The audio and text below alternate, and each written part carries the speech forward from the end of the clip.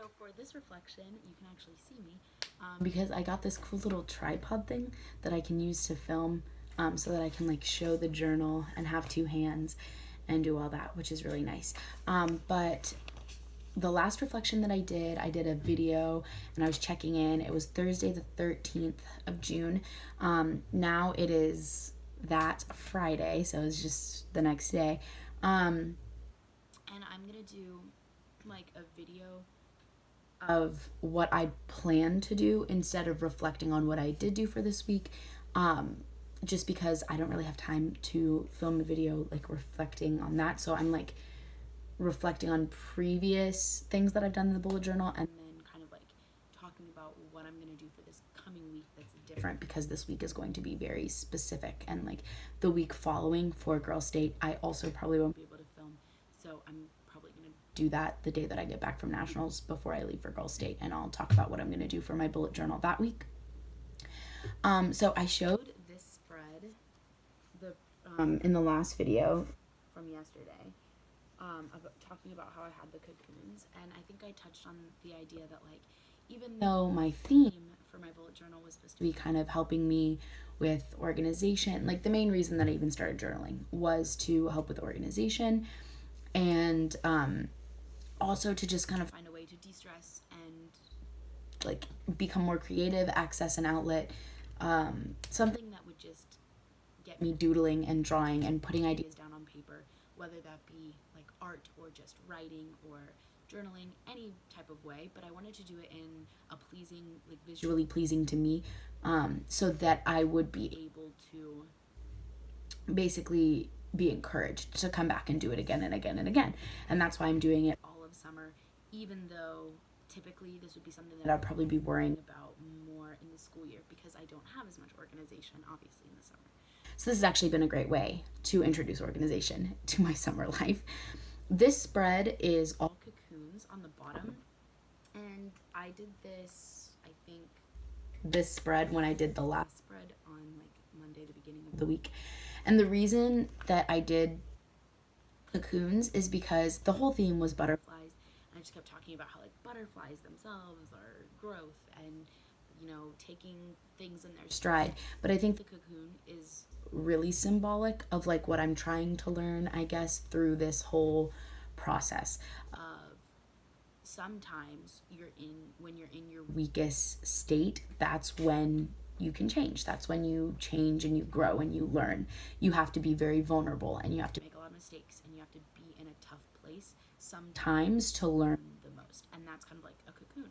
It's extremely vulnerable. Like if you just pick it off the tree, there goes the butterfly that was inside, or the caterpillar, or whatever it is at that stage. And so I'm trying to do these videos as well, I think, because it makes me more vulnerable when I have to talk about what I've written down instead of just like taking pictures and writing about it. Also, it's much easier for me, I think, to just kind of video chat with it. So for this week, I'm doing a very different spread, organizationally,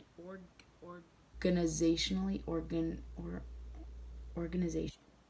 I don't know why that word sounded so weird. This week, there is Monday through Sunday, I will be at nationals. Monday through Saturday, excuse me, I'll be at nationals. So for weekly events, I didn't really fill it out because I'm not really going to have anything that I'm doing other than competing the whole week. And like I said, we leave Saturday.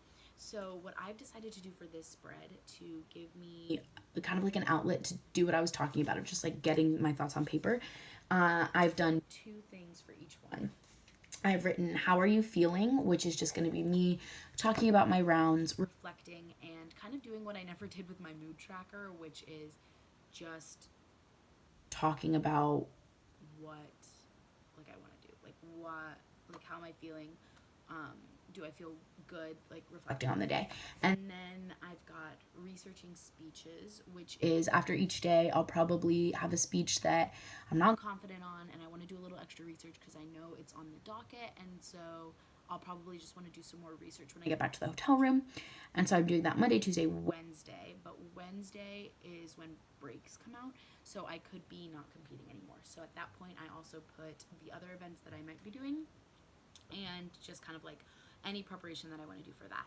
And then Thursday, I scheduled out time to do health because, as I was talking about in the last video, I have health and PE online.